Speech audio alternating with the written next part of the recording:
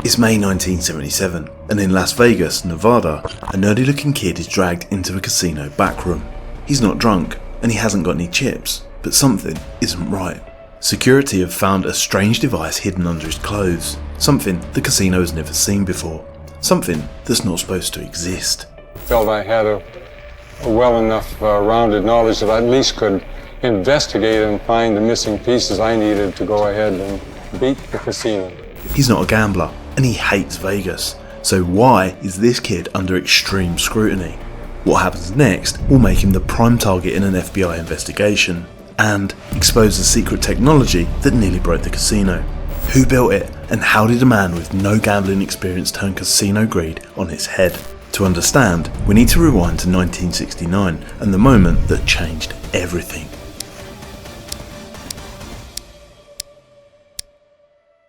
In Nevada, Reno buzzes with the chaotic energy of risk and reward. Dice tumble across green felt and coins chink as they fall from slot machines. For gamblers, it's a city of endless possibility, but for Keith, it might as well be another planet. A devoted churchgoer, father, and engineer, he doesn't drink, doesn't gamble, and doesn't take risks. But since he's in town, he figures he may as well take a look. He pauses at the entrance. His wife gives him the nod. "Go ahead," she says, but her tone is uneasy. The flashing lights, the blank stares, the desperation in the air, to her, this place feels wrong. But Keith isn't here to gamble or make money, he just wants to understand. Drifting between casino games, he watches intently. Roulette, craps, blackjack, he observes them all. Their dealers move quickly, flipping cards and stacking chips. Players bet. Some win, but most lose. The rules sound simple, but Keith has no idea what he's looking at. A man at the bar notices his confusion. Briefly, he explains. The objective is to get closer to 21 than the dealer without going over. Keith nods as if it makes sense to him, but it doesn't. He doesn't understand the game, the players' decisions, or their betting strategy. What are they seeing that he isn't? So he plays a few hands and wins a few dollars, but he doesn't stay for long. Beginner's luck has piqued his interest. On the drive home, he thinks about his casino experience. He's a problem solver by nature, a man who builds solutions where others see dead ends. And blackjack is a puzzle, and if there's a solution, he wants to find it. He's hooked, not by money, but by the challenge. The following week, with the assistance of a newly published book, he follows its strategy. His eldest son deals him cards at the dinner table while he practices, and his wife watches on, concerned. "You're obsessed," she says. And maybe she's right, but to Keith, this isn't about making money. It's about logic, beating the establishment, and proving that chaos isn't really chaos. It's then that he has a rather unique idea. What if counting cards isn't the best way? What if it could be done faster, better, and without errors? His idea is bold and dangerous, and once Keith has had the thought, he just can't let it go. Keith sits at his workbench, his fingers hovering over a blank notebook. Counting cards is possible, but human memory has a limit. The math is solid, but execution is flawed. If numbers can be tracked, stored, and calculated faster than the human brain, why not let a machine do it? And it's a simple idea, obvious in hindsight, but no one has done it before. Keith isn't just any gambler, he's an engineer. By day, he works at Raytheon in Mountain View, California. His job is to design complex electronic hardware, and by night, he sketches diagrams, maps out circuits, and imagines the perfect system. Could a small hidden device track cards, calculate probabilities, and tell him the best move instantly? It's ambitious, but so is Keith. And within weeks, he's soldering circuit boards at midnight, drilling holes into his belt and cannibalizing calculator parts to build a prototype. It's bulky and awkward, like something out of a spy movie, but it works. The concept is simple. An input switch to track the cards, a small processing unit hidden under his clothes, and a tiny light display in his glasses to tell him what moves to make. If it works, he won't have to count at all. The computer will do it for him. But there's a problem. Casinos hate card counters. Keith isn't even using a computer yet, but he's heard the stories about Vegas mobsters. Players dragged into back rooms, threatened, beaten, and banned for life. Casinos don't have to let you play, and with casino surveillance watching, they don't have to play fair either. But Keith isn't a cheater. He's not marking cards or rigging the game. He's just using math to beat the house, and he's willing to take the risk. Because now he has something no one else has ever seen before. A secret weapon, and it's time to test it.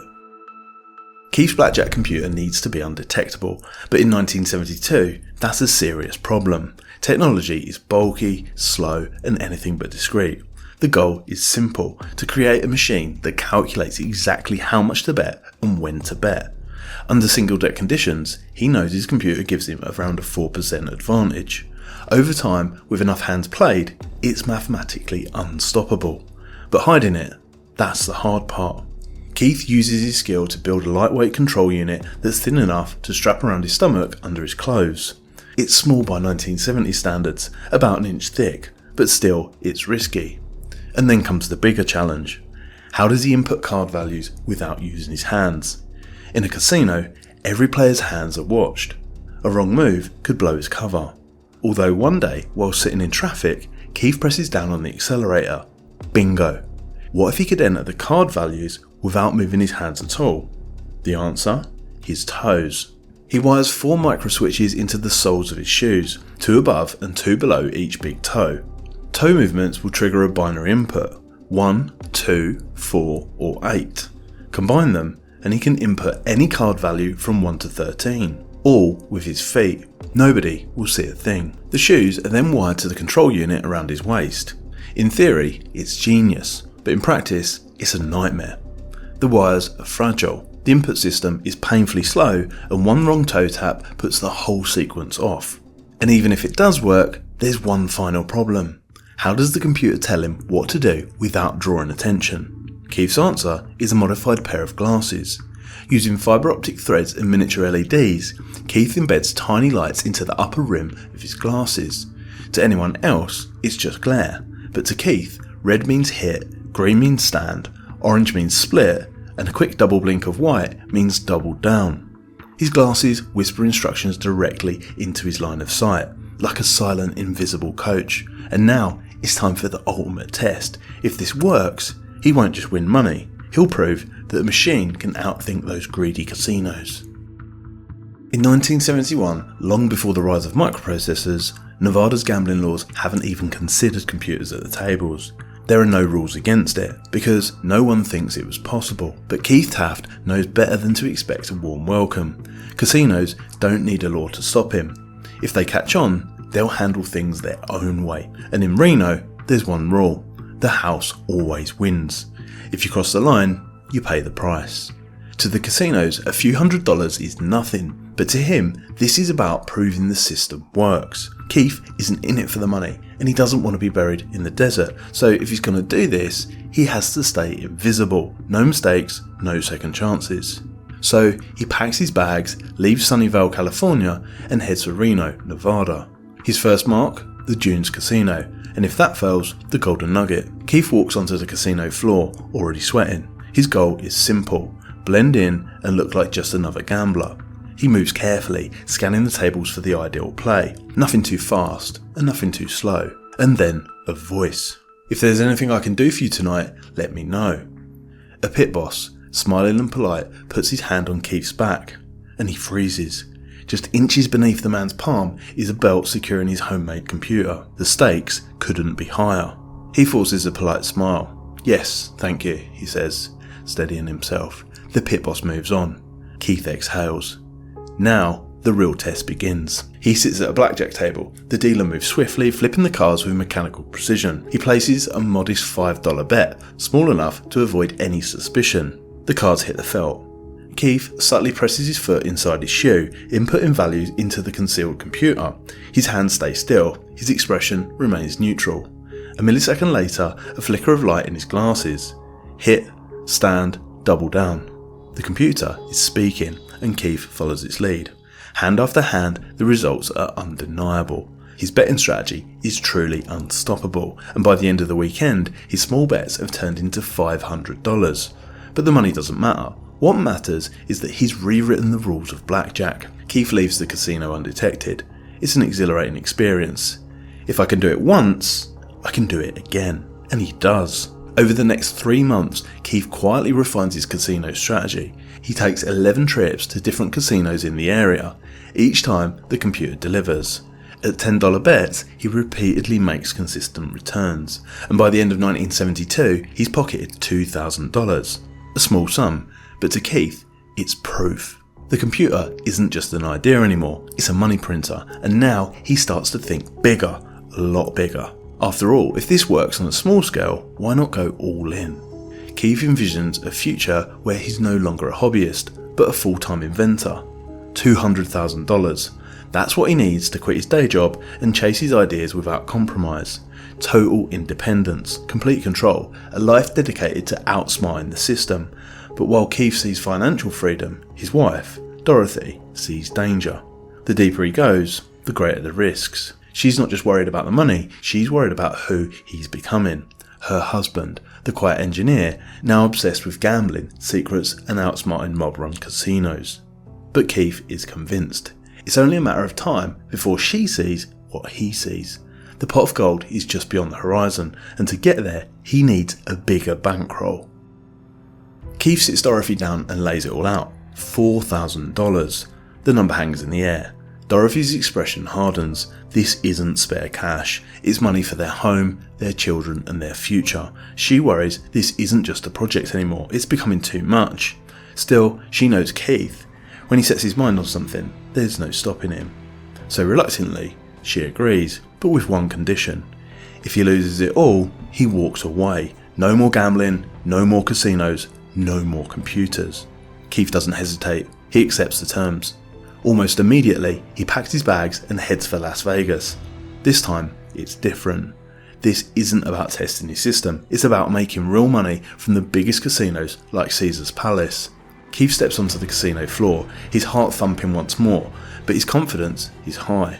He believes in this machine now, he believes in the math, and this is his big moment. He starts at $25 a hand before pushing higher. It's more than he's ever risked before, but if the system works, this is how he wins big. The cards slide across the table, he tracks the numbers, the machine fires back and he follows its signal. Loser. He adjusts. And the machine keeps working. Loser. Again and again, the dollars drain away. The once solid edge vanishes in a wave of bad variance. His bankroll and his plan is unravelling right in front of him. Before the night is out, Keith is down $4,000. His entire bankroll gone. The weight of it hits him like a punch to the gut. His 4 kids, the looming college fees, the promise he made to Dorothy, it's all hanging in the balance. He should walk away. That was the deal. But deep down, he knows he's on to something. The math is solid and the betting system works. It has to work. Keith returns home, defeated but not broken. The money is gone, but the obsession remains. He shelves his blackjack dream, for now. But missing the thrill, he comes up with an alternative plan. Instead of using a secret computer, he'll sell its story.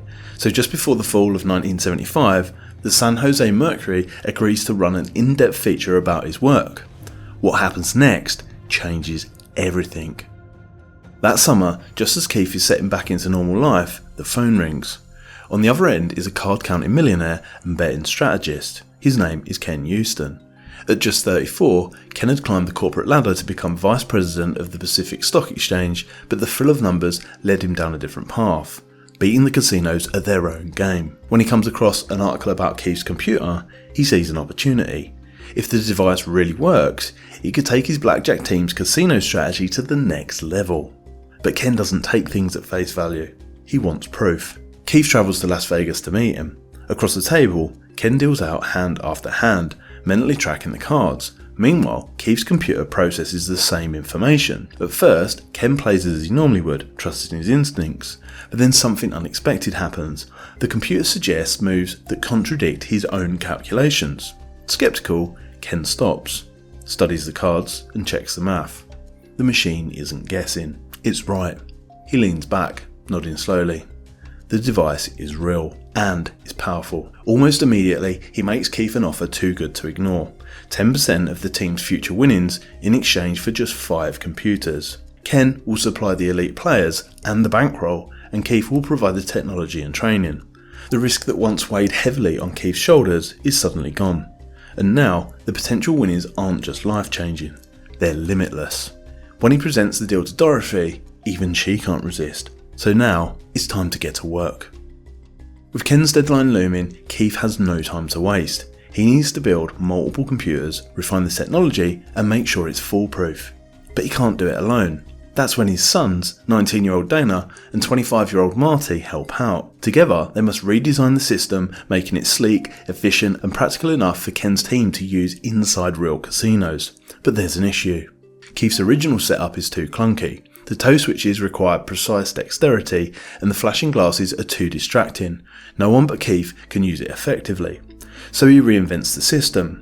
Instead of one person controlling everything, the operation will now require 2 people. One stands behind the table, they won't be playing, just spectating, and their job is to input the card values using a hidden hand keyboard in their pocket, while the main player focuses on betting. The inputter's hand stays casually in his pocket, tapping 4 concealed keys on his thigh, feeding data into the system. The real magic happens beneath the surface though. The concealed computer processes every card played, calculating the optimal move in real time. Then, a hidden transmitter in the inputter's shoe relays the signal to the person betting. A simple code. One quick pulse, take a hit. A long buzz, stand. A rapid double tap, double down. It's silent, invisible and undetectable, like the vibration of a mobile phone in your pocket. Keith and his sons work tirelessly, fine-tuning every detail. By the deadline, the system is flawless. The computers are ready and Keith is prepared. Vegas has no idea what's coming. A week later, Keith arrives in Las Vegas, ready to deliver the devices. But again, there's another problem. Ken's team doesn't want to use them. Set in their ways, they see computers as risky and unnecessary. They trust their instincts, not a machine. It's a major setback with no clear solution. And then, Marty steps forward. I'll do it. Keith stiffens. He was a willing partner with Ken, but this is different. Gambling, drinking, drugs, Ken's team live recklessly. Plus Keith knows what happens to people who cross the wrong casino. He doesn't want his kids anywhere near that world. It's a moral dilemma. Marty, Jody and Dana understand the technology and they're adults. But deep down, Keith knows that this is wrong. Unfortunately, his sons don't see it that way. They persist. And the money is too good. Eventually, Keith buckles. For a limited time, his 3 children will operate alongside Ken's team inside Las Vegas casinos. Once they've taken a couple of $100,000 from the casino, they're out for good. By April 1977, they're ready to take on Vegas in a big way. Marty Taft walks into the casino separately, keeping his distance from the others. The Uston team is already at the tables, and from across the room, Keith watches. Marty approaches the blackjack table, blending in. The dealer moves fast, laying down the cards. Casually, Marty taps the hidden inputs, feeding the data into the system. Ken's player sits still, waiting for the signal. A tap inside his shoe. Winner. Beginner's luck, maybe. Marty carries on inputting. The computer processes the cards. Another signal. The player hits. This time, it's a bigger win. With casino security watching every move, they stay cool.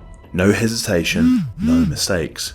One by one, Marty, Jody and Dana fall into a rhythm, feeding data into their respective computers. Their betting system actually works. And for an entire week, they crush the tables, banking $75,000, the equivalent of $394,000 today. The following week, they increase their stakes. That $200,000 goal is in sight. They can almost touch it, until one evening along the Vegas Strip, when everything goes horribly wrong. After an exceptionally big win, 2 casino guards in dark clothing shadow Marty as he walks away towards the exit. He notices them too late. Before he can react, they grab him, shove him through a staff-only door and pin him up against the wall. Moments ago, he was riding high, and now panic grips him. They pat him down. Immediately, they find the device. At first, they have no idea what it is. Then, under pressure, Marty cracks. He's no hardened gambler. He's a straight-laced, God-fearing geek. The interrogation drags on for hours. Questions, accusations, and threats fly. Then, they make the call. After long deliberation, the device is sent to the Nevada Gaming Commission and then on to the FBI. Their verdict? It's not technically cheating, and Marty walks free. But there's a much bigger problem here. Vegas casinos now know their secret. In one brutal moment, Keith loses it all. His team, their bankroll, and any chance of flying under the radar. Vegas casinos are onto him, and the game is over. But Keith isn't the type to quit. In the years that follow, he keeps pushing the boundaries, building new casino gadgets, chasing the next big edge. But no invention ever dominates like his blackjack computer, until one day, something even crazier happens. A loophole, a system no one saw coming. A story even wilder than this one. And trust me, you don't want to miss it. Check it out in the next video.